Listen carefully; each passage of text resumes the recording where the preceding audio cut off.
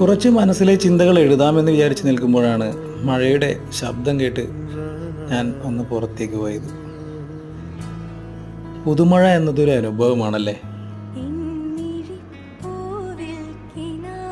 മണ്ണിൽ നിന്നുള്ള മഴയുടെ ആ ഒരു ഗന്ധം വളരെ മനസ്സിന് ഒരു കുളിർമയാണ്.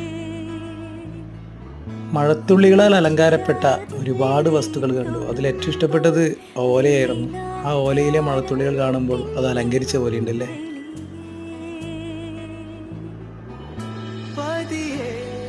പാവം ഉറുമ്പുകളുടെ കൂട് നഷ്ടപ്പെട്ടു. അവരുടെ മുട്ടകൾ അവർ സുരക്ഷിതമായി കൊണ്ടുവന്നതും കണ്ടു.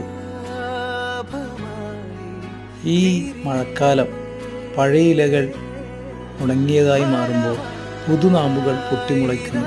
അതുപോലെ തന്നെയാണ് മനസ്സിലെ ചിന്ത.